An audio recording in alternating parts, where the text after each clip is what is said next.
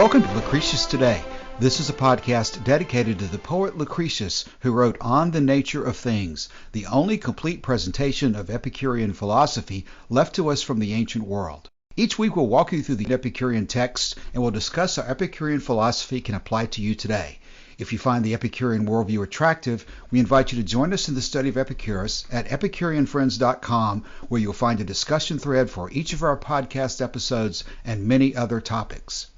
We're now in the middle of a series of podcasts intended to provide a general overview of Epicurean philosophy based on the organizational structure employed by Norman DeWitt in his book, Epicurus and His Philosophy. Now let's join the discussion.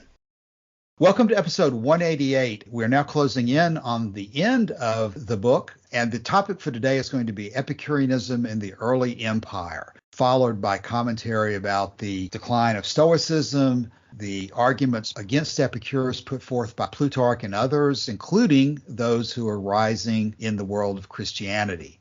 And then we'll have a few comments about Epicureanism through the Middle Ages and its revival and interest since that time. But we're coming to the end of the book, and this is another time to sort of put everything in perspective as to where we've been and what's going to happen after the fall of the ancient world.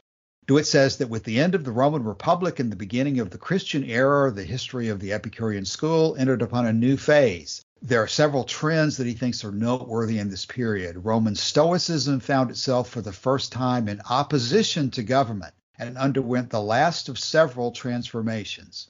And then in Greece, the original controversy between Platonism and Epicurus was revived by Plutarch.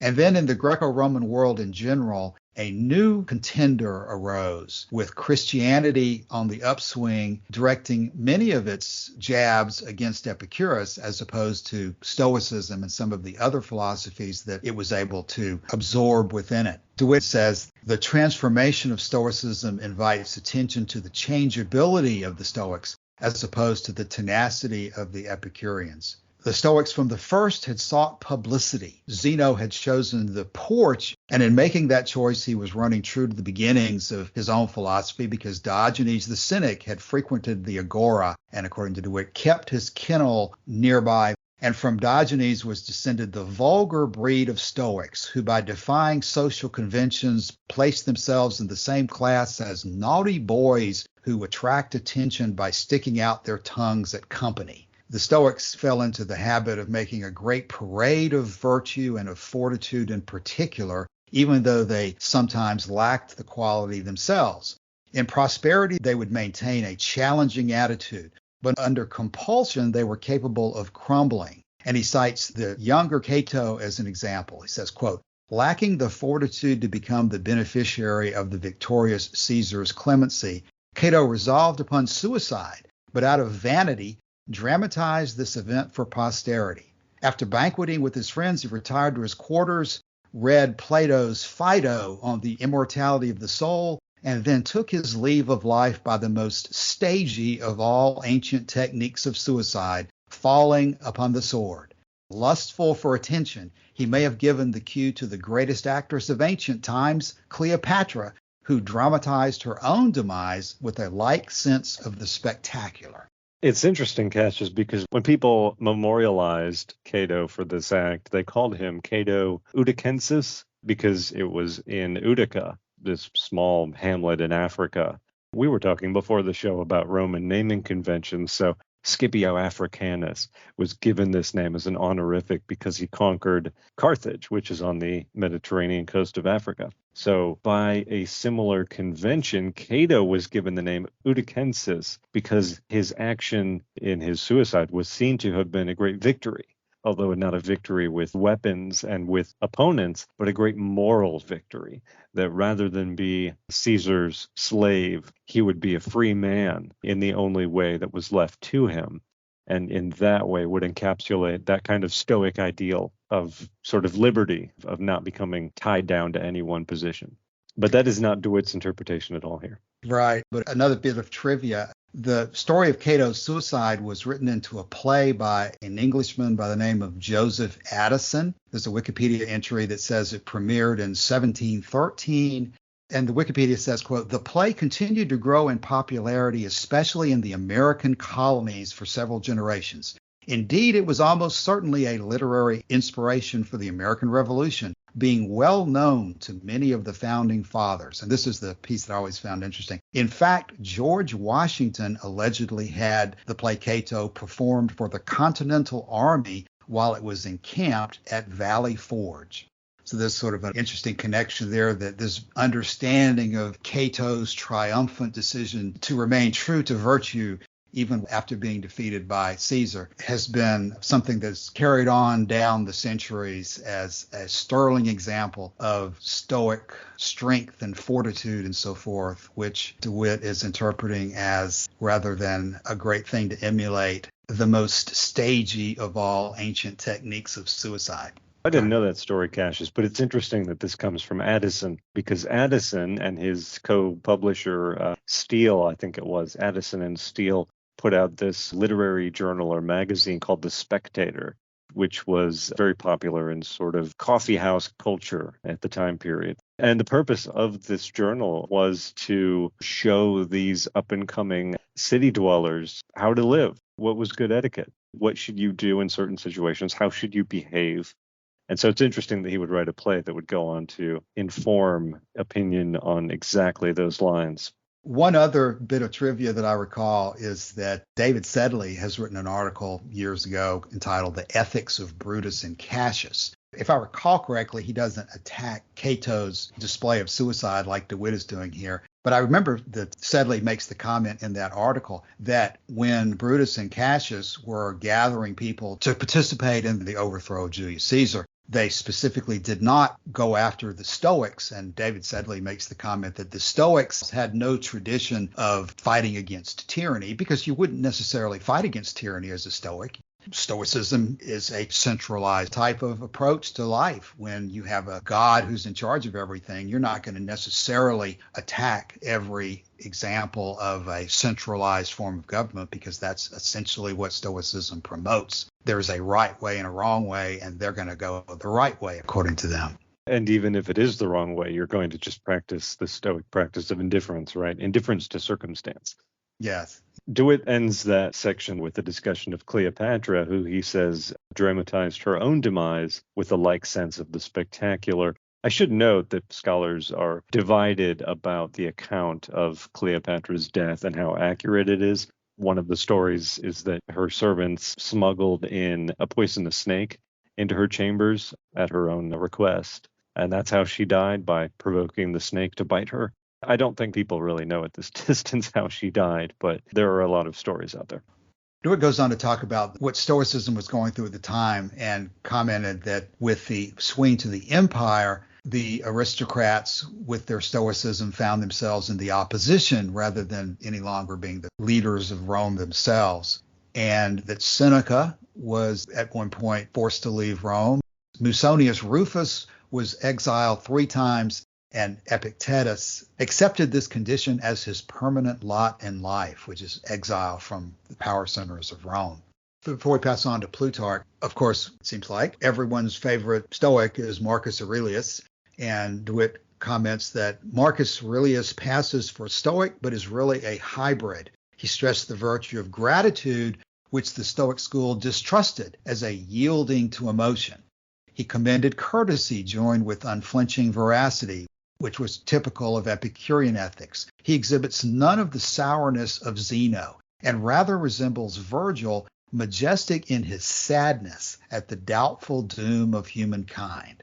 He betrays no inclination to jab at Epicurus, and in general his writings constitute the best amalgam of the doctrines of the schools. So the next section that DeWitt goes into here is titled Plutarch, Anti-Epicurean. And he says, while Stoicism in Italy was undergoing its final transformation, the learned tradition of interscholastic rivalry was being revived across the Adriatic in Boeotia by the famous Plutarch. He says his importance for the understanding of Epicureanism equals that of all other external Greek sources combined. He's referring here to so much of the fragmentary evidence comes from these other commentators like Plutarch, hostile in many cases commentators like Plutarch. DeWitt says his library was enormous and amply stocked with Epicurean rolls. References to Epicurean doctrines are to be found in at least a score of his writings, and it is probable that more remain to be identified. Two essays in particular are devoted to the refutation of Epicurean teaching. The first is entitled Against Colites, and the second, which is, I guess, the one I'm more familiar with, is Epicurus Makes the Pleasant Life Impossible. The work that I'm more familiar with is the second one, that Epicurus actually makes a pleasant life impossible. It was possibly something like this, that I think it was Erasmus, but I could be wrong on that one of these Christian writers of the Renaissance had in mind when they wrote that only Christians can truly be Epicureans, because it is only Christians who are choosing the most pleasure and the best pleasure in the long run by choosing heaven, in other words. But of course, Plutarch doesn't have that in mind necessarily. What he has in mind is Epicurus's denial of the supernatural as it relates to the Greek gods. So he says, we ought, it is true, to remove superstition from the persuasion we have of the gods, as we would the gum from our eyes. But if that be impossible, we must not root out and extinguish with it the belief which the most have of the gods. Nor is that a dismaying and sour one either, as these gentlemen, the Epicureans, feign, while they libel and abuse the blessed Providence, representing her as a hobgoblin, or as some fell and tragic fury. So it's the attack on Greek paganism that is his main problem with Epicureanism. And that by running afoul of the gods, who according to Plutarch really do exist and really do intervene, that it really makes it impossible to live happily. Even later in the Roman Empire, we'll probably read about the closing down of the schools of philosophy and Christianity ascendant. And then there's the later Roman emperor called Julian the Apostate, who wants to bring back paganism, right? His goal is to reopen schools of philosophy. His goal is to rededicate the temples to the pagan gods. In other words, to bring the empire back from the brink of Christianity is his goal. And there are surviving letters between him and his ministers. And in these letters, he makes it very clear that his goal of bringing back paganism and Greek philosophy is not meant to include Epicureanism, because Epicureanism is not, in his view, representative of the best of Greek and Roman thought. And it is actually hostile and in some senses foreign. And it's that attitude, I think, that Plutarch, before Julian the Apostate, is latching onto here. Yes, the Stanford Encyclopedia of Philosophy says that Plutarch's main works against the Epicureans are, quote, that one cannot live happily following Epicurus, and then against Colotus, which is subtitled, Is Liva Noticed Well Said? All these works are marked by the use of a distinct polemical tone against assumed adversaries and of recognizable polemical strategies. They are often captious and in many instances betray a less than fair engagement with the views being opposed. DeWitt says that Plutarch is an outright Platonist in his attitude towards Epicurus, and his writings should remind us that the original quarrel was between the Academy and the Garden. Recognition of this fact is essential to a correct appraisal of the long contention. The distortions of modern viewpoints must be ascribed chiefly to Cicero. In spite of the fact that, like Plutarch, he was drawing upon the archives of the Academy, he was living in the closing years of the fight between the Stoics and the Epicureans, and he put the Stoic and Epicurean contests in the forefront. After Cicero's time, these contentions died down, and then Christianity emerged as an antagonist to both of them in the 2nd century AD. Right. Now, part of our project, Cash, is after we finish this book, is to go through some of the material in Cicero. So that's something we'll have to keep in mind, that he's presenting a sort of conflict between Epicureanism and Stoicism. But the real conflict is and always has been between Epicureanism and this sort of Platonist idealism, in contrast to an Epicurean materialism. We'll try to keep track of the forest while we're examining the trees in Cicero. Yes, when we move to Onens, we probably will stick mostly with books 1 and 2, but anyone who reads all the way through to 5 will see that Cicero is not taking the Stoic position. He would prefer the Stoic position to the Epicurean position, but in the end of Onens, you come to the realization that Cicero perceives himself as a descendant of Plato and the Academy, and not of Stoicism itself. He has biting critiques against Stoicism in own ends. So the next section is Epicureanism in the Greco-Roman world, and it says the evidences from the 2nd century are remarkable. Parallel to the previous refutation of the Epicurean Diocles by the peripatetic Socian, we find the Christian Origen of Caesarea refuting the Roman Epicurean Celsus in 8 books which survive. Celsus was the attacker, a man of varied scholarship. He composed the most devastating assault upon Christianity ever made in ancient times. Now, there is a lot surviving from that controversy between Celsus and Origen. Joshua, how much about that do you know? Well, what I mostly know is what DeWitt says in the next sentence here, which is, and I did not know, by the way, that DeWitt actually addressed the question, but modern scholars actually think that this Celsus or Celsus or whatever, who wrote the book Against Christianity, and the friend of Lucian of the same name, modern scholars think those were 2 different people.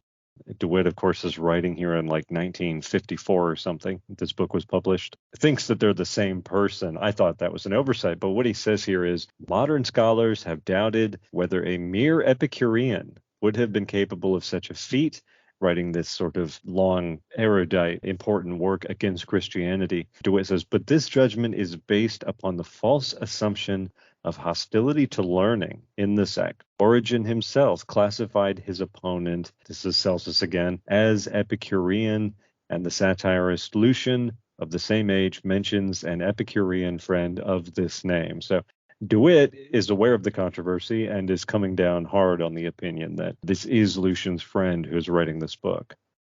Yeah, so I know that there's a lot of material out there in that controversy that can be mined for data about Epicurean philosophy by those who have the time to do it. Yep. Now, it's interesting that he mentions Lucian here because Lucian wrote this essay or article, actually it was a letter, I should say, called Alexander the Oracle Monger or Alexander the False Prophet. And that letter was addressed to this guy, this Celsus or Celsus, who wrote this anti-Christian polemic, according to DeWitt, if they're the same person. And of course, that launches us into a discussion of Lucian. And there's just a tremendous amount of good material about Epicurus in Lucian. There's always a similar debate about whether Lucian was himself an Epicurean. But clearly, Epicurus figures sympathetically in many of Lucian's dialogues and his writings, and we constantly quote Alexander the Oracle Monger for the good things that Lucian has to say about Epicurus there. And there's probably 7 or 8 other dialogues in which Epicurus is mentioned favorably, and then other dialogues where he's not even mentioned. For example, Hermotimus, Epicurus is mentioned tangentially, but the arguments that Lucian is making have a very Epicurean ring to them. I should just note in passing that that paragraph where he's talking about Lucian also talks about satire and ridicule as Epicurean forms when confronting literary forms, not, of course, Platonic forms. Satire as a literary form associated with Epicureanism because it is, as Thomas Jefferson said, he said, ridicule is the only weapon that can be brought to bear against absurd ideas. It comes from Thomas Jefferson's letter to Francis Adrian van der Kemp. He says, although I rarely waste time in reading on theological subjects, this is the Thomas Jefferson people don't know, as mangled by our pseudo-Christians, yet I can readily suppose Basilistos may be amusing because ridicule is the only weapon which can be used against unintelligible propositions. Ideas must be distinct before reason can act upon them, and no man ever had a distinct idea of the Trinity. So this is representative of the Epicurean attitude towards satire, which is it's useful because you're living in a world where people are just making nonsense claims that cannot be appraised based on the evidence because there's no evidence for them. So you fall back on the old standby, which in this case is ridicule. I think there's a number of cliches that go in the same direction, Joshua. One of them that comes to mind is calling something, quote, not even wrong, I think, to indicate that what is being said on the other side is so vacuous and so empty of meaning that you can't even classify it as right or wrong. It's just unintelligible. Yep, I've heard that one. And after that, we move on to Diogenes of Oenwanda. He says here, in the same 2nd century of the empire, when Lucian was extolling the wisdom of Epicurus, a unique monument of his philosophy was being erected by an obscure old man in an obscure old town in Lycia in Asia Minor. The place was Oenwanda, and the man bore the name of Diogenes, which so often recurs. In other words, there's a lot of Diogeneses in the ancient world. He quotes Diogenes here. Having arrived at the sunset of life, not far from the hour when he should take his leave with a paean of victory upon his lips, having experienced the fullness of happiness, he wished to do something for the happiness of his own townsmen, for visitors, and even for those who were not yet born, because the whole universe is just one country, and the whole earth a single household. DeWitt says, to this end, it was his choice to have carved on the wall of a portico in the marketplace his own version of the teachings of Epicurus, along with certain doctrines of the master verbatim. After the lapse of 17 centuries, this extraordinary inscription was discovered in 1884 by a pair of French archaeologists, Hollow and Paris. The stones, even in their battered condition, have yielded sufficient text to make a small volume, and their original extension in the portico may have measured as much as 300 feet. No more eloquent testimony to the popularity of Epicureanism in this age has yet come to light. So this is actually, interestingly enough, the longest inscription of any kind on any subject to survive from the ancient world. And it happens to be this very strange Epicurean inscription. You know, Joshua, I'd like to relate something you said a few minutes ago to what you've just said about Diogenes of Oenoander, the issue being the employment of satire. The part you quoted from Diogenes of Oenoander a moment ago is very sincere and very straightforward and very direct about what he's wanting to do, his concern about his fellow men who are going to come after him and who might even be strangers at that time. It's a very direct and sincere approach. But there are sections that are very biting and satirical. So it's an interesting point on its own to think about people like Lucian. And of course, you can go back even as far as Epicurus himself with what is recorded in Diogenes Laertius and Epicurus's characterizations of other philosophers such as Plato and Aristotle and the biting characterizations he used against them. So it's kind of an interesting observation to realize that even though we're being direct and positive and upbeat in our ultimate expression of what Epicurean philosophy is all about, there's a time and a place to go on the attack.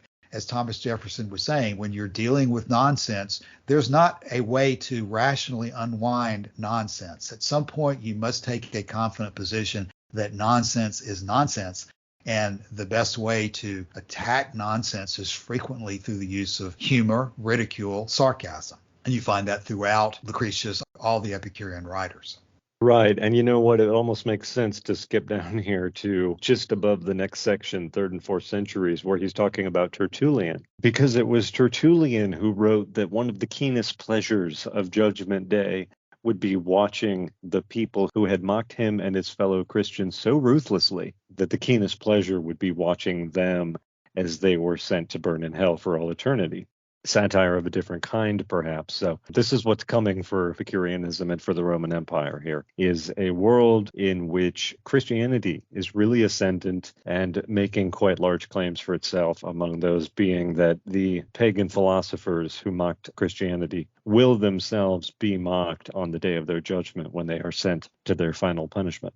Yes, DeWitt says that Tertullian, whose life overlapped the turn of the 2nd and 3rd centuries, seemed to think it worthwhile to accord to Epicurus a dozen unfriendly references in his works. DeWitt then continues on into the 3rd and 4th centuries and discusses Tertullian briefly, talking about how they were writing in Latin primarily. Then he talks about Arnobius and Lactantius, associated as master and pupil, who resembled each other in displaying a very deficient knowledge of Holy Scripture combined with a rather abundant knowledge of Epicureanism.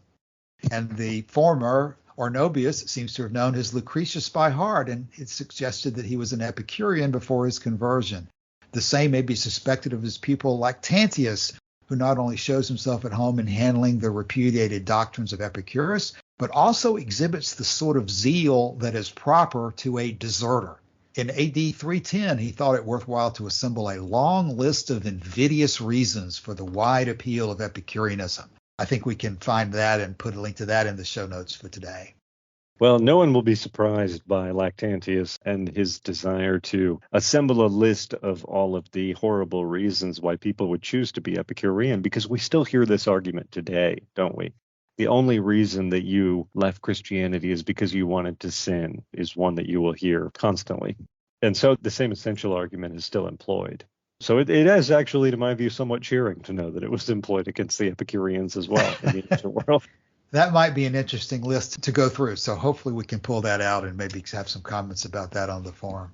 Right. Christopher Hitchens starts his book, God is Not Great, by a sort of satirical reference to the people who will read the book with a view to discovering the moral horrors of its author as a way of refuting it. So this is still in vogue, this view of looking to moral deficiency to explain a disagreement over doctrine or dogma. That you couldn't possibly reject the claim that I'm making about the divinity of God if you were not in the clutches of Satan and a moral monster, because it's so overwhelmingly obvious that Christianity is true that any possible disagreement has to be due to some monstrosity in the soul. One thing I could say in response to that, DeWitt mentions next Julian the Apostate, who was just a fascinating figure and who, despite the fact that he died in 363 AD, and who had all the evidences of Christianity in front of him, all the different martyrs and the saints and so forth, who at that period of time were attesting to the genuineness of Christianity. For some reason, Julian the Apostate did not agree that Christianity was the right way forward for the Roman Empire. And he attempted to roll back Christianity, even at that late date. A fascinating story, if people are not familiar with him, well worth researching his background and his viewpoint.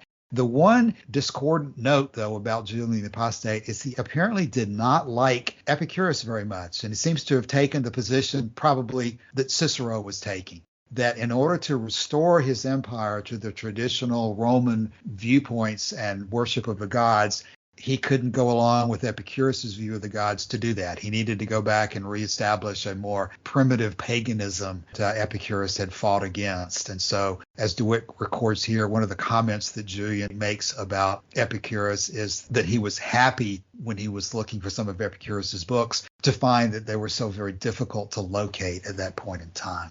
But yes, the argument that you can't be moral unless you're a Christian and that it's so obvious that to be an Epicurean is to make you a monster is infuriating. But Julian was someone who lived a whole lot closer in time to the events described in the New Testament than we do today, had a lot more access to the original writings, the original teachers, the original traditions of Christianity, and had every reason in the world to want to continue the theological top-down centralization that Christianity offered to him. But he didn't buy it and went off in another direction, attempting to roll the whole thing back, and would have had a much better chance of succeeding had not, as the story goes, he was assassinated by one of his own troops who was suspected of being Christian in the middle of a battle. I do know that there are correspondence between him and his, and I don't know the word, but one of his chief ministers regarding his project of restoring classical paganisms. If we can find that stuff, it would be good to link to it. So in the next paragraph, DeWitt has this to say. He says, if in retrospect the question be raised by what particular superiority Christianity triumphed over Epicureanism and all other rivals, one answer is easy to find. It was organization. He continues at the bottom of the paragraph. He says, the really effective device was organization. Deacons, elders, bishops, archbishops, and popes. So you have this clear, almost military hierarchy in the church, and that is what allows it to prevail in the ancient world over every other alternative. He says, Epicureanism likewise had a ladder of titles, but these were based upon reverence, and this was feeble in comparison with a ladder of titles based upon authority. The church had available a model of organization which Epicurus never knew, the Roman Empire, and the imitation of this was a main reason for its survival. So in other words, that the church is looking to the structure and organization of the Roman Empire. where you have, instead of maybe dioceses, you have provinces, and instead of bishops and archbishops, you have local governors and so forth. And at the very top, one person, the emperor, or in the case of the Catholic Church, the Pope.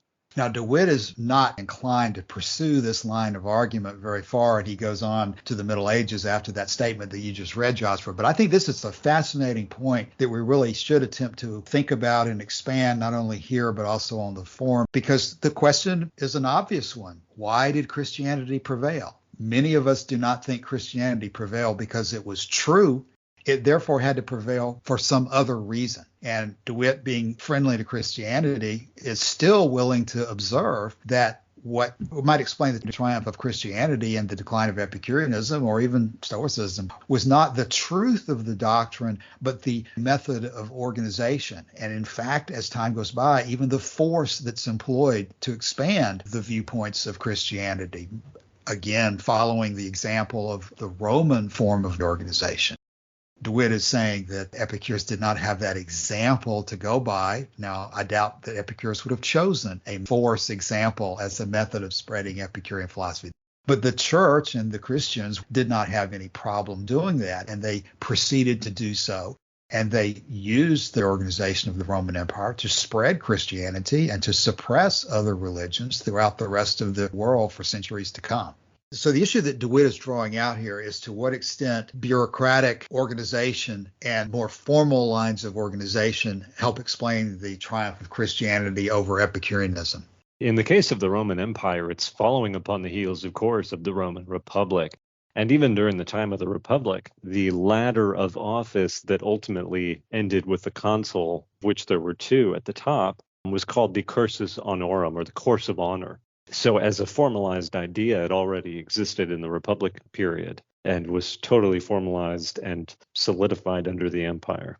But of course, we're coming to the period now where all of that is falling away. DeWitt's next section is called Epicureanism in the Middle Ages, and he says it was impossible for a name so long notorious as that of Epicurus to drop from memory in the Middle Ages, because in part the writings of Cicero, who is the chief source of information about Epicureanism in Latin, never really passed out of knowledge. We have this idea that there was a great rediscovery of books, and there was, but some books remained in circulation, even through the Middle Ages. DeWitt goes on to say, in the course of time, as Latin became the sole language of learning, Christian writings in Greek were either lost or confined in their circulation to the East, yet in the West there were still to be had, besides Cicero, the numerous Latin works of Tertullian, Arnobius, Lactantius, St. Ambrose, and St. Augustine, all of whom preserved the memory, at least, of Epicurus. Yes, we discussed a lot how the rediscovery of the full manuscript of Lucretius was a major influence on the times after it was rediscovered, but there's a tremendous amount of information about Epicurus in Cicero and these other Latin writers that never would have passed out of existence and availability to the learned people for those many centuries up until Lucretius was rediscovered. Right, and what's interesting is that it's partly because of these surviving Latin books that Poggio and the other book hunters even knew the names of, for example, Lucretius. Lucretius's book was mentioned by Cicero, which is probably how Poggio knew it even had existed. And so when he laid his hands on it, knew that he had found something worth finding, as opposed to what they were usually finding, which was mostly copies of stuff they already had in Florence. But of course, in the Middle Ages, what you don't have is a surviving Epicurean school. And St. Augustine, when he was alive, gave us the famous quote where he says, the ashes of Epicureanism are so cold that not a single spark can be struck from them. Yes, you don't have any organizational framework. You didn't have the internet, obviously. You didn't have newspapers. You didn't have all the different technologies that developed in later years for the communication of one group of people with another to allow them to share ideas and collaborate. You basically had the church and whatever civil structure there was. There is a strange passage here in DeWitt. Such writings are symptomatic of the senility of learning. What should senility of learning mean? So senility refers to, I guess, the word senile, which means old and losing one's mind. So that learning at this point, according to DeWitt, is well past its prime. It's well past its period of vigor, and it is entering its old age, is the metaphor there. And you know what I'm seeing him say there, Joshua? What he's criticizing is, quote, the custom of tabulating the opinions of philosophers in the form of succinct statements. To me, he's really kind of saying that all these people could do at this point was just copy down a couple of lines from Epicurus and combine them into the Vatican sayings or whatever. And that just copying these sayings is not an advanced form of philosophy. It's just the last thing you can do when you're turning senile is just rotely copy things over and over again. Right. You know, Stephen Greenblatt wrote his book, The Swerve, sometime around like 2010 or something, 2010. And there has been a lot of pushback from medievalists who think that their period of time is one of the most interesting in human history. But some of the arguments they make even sort of give the lie to their own position. I read in one article, the author said that the medieval period was the most bookish period because people believed anything they read in an old book. Well, that's not evidence of widespread literacy. That is evidence of widespread illiteracy. That is evidence of the death of philosophy as the Greeks would have known it, as an ongoing argument and conversation. When you get to the point where you just have this leather-bound, jewel-encrusted book that sits on a shelf and no one reads it, that is not evidence of a well-read society. Yeah, you could take DeWitt's point here and aim it close to home and observe that for those of us who are interested in Epicurus, just simply coming up with new lists of Epicurean sayings over and over arranged in different ways is not exactly a sterling example of how to apply Epicurean philosophy. It's got to be acted on, discussed, worked with, and not just transcribed over and over again in the same format. Not that the ideas are necessarily going to change, but unless you work with them and talk about them and teach them and then work on applying them, you don't appreciate the depth of the philosophy. You're just basically a copyist if all you're doing is handing down a copy from person to person and from year to year. Right. And the whole project of philosophy in that case becomes ossified. And it's no longer a living, breathing practice. It's something dead at this point. So what we've just been discussing is that at this point during the Middle Ages, there was no extension of Epicurean literature. There were collections that were available. There was information that was available through Cicero. But as far as we know, there was no additional philosophical advocacy for the Epicurean position. And so Christianity has triumphed. Epicurean philosophy is relegated to the shadows, so to speak. The sixth circle of hell in Dante. And as a result of this ossification or decline of Epicurean scholarship, you basically have a total triumph of the position that Epicurus was a sensualist. And when he's discussed as a sensualist and nothing else. DeWitt says, quote, on the other hand, the repudiation of Epicurus as being a sensualist did not depend upon knowledge of Greek. It had been taken over by art. On one piece of the Boscorial silver treasure rescued from a villa overwhelmed at the same time as Pompeii, Epicurus is represented as reaching out his hands for food while Zeno the Stoic rejects it.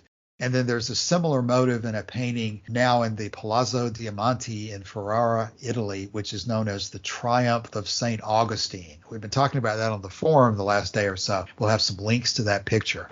DeWitt says, to the right of the saint in the upper register appears Aristotle, Plato, Socrates, and Seneca. In the middle register, the virtues are represented as punishing the sinners, among whom appears Epicurus. Right. So basically what this painting or fresco is an allegory. So one of the more dreary forms of art, in my own opinion. But at the top, you have St. Augustine. At his right hand, you have some notable Christian and even earlier Hebrew figures, difficult to identify at this distance. But on his left hand, you have a representation of the 10 celestial spheres of the Platonist philosophers.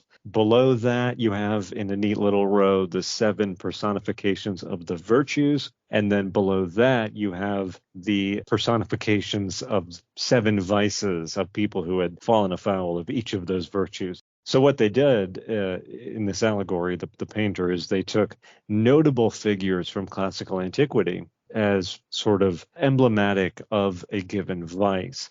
And for Epicurus, the vice that he is emblematic of in that case is gluttony. I guess anyone who's followed us this long should know that that is not a good portrayal of Epicurus, but this is what he becomes. a byword for, as you say, Cassius, sensuality or gluttony. Sardanapalus here is a byword for greed. He becomes a cautionary tale more than anything, and completely useless for anything else at this point in time. So, like I say, I really dislike Christian allegory. Even, by the way, J.R.R. Tolkien has this famous quote. He says, "I detest allegory." It's a really kind of dreadful form of art. But this is the position that the name of Epicurus has been reduced to at this period in time. And then sort of in the same vein, the rabbis of Judaism refer to unbelievers and heretics and sinners as Epikuros, Epicureans. So it's the same problem. And DeWitt mentions the literature you've mentioned many times, Joshua, about Dante putting the Epicureans in a particularly revolting situation in his Inferno. DeWitt says, Dante paid to the Epicureans in general the high honor of devising for them a punishment ingeniously unique.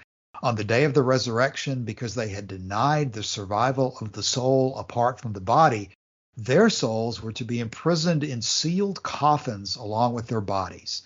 In anticipation of the execution of this ironic judgment, a cemetery of lidless coffins was exhibited in the sixth circle of the Inferno. Right. So we talk about Epicureanism becomes this ossified collection of lists, basically. But that's true for everything from the ancient world.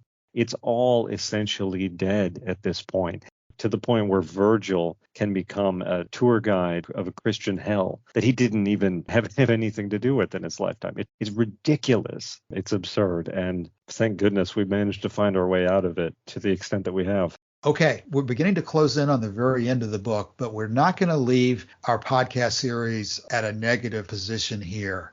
We'll come back next week and go into the section entitled The Epicurean Revival, talk about what DeWitt has to say about the stirrings of new interest in Epicurus through the period from Gassendi to John Locke and so forth.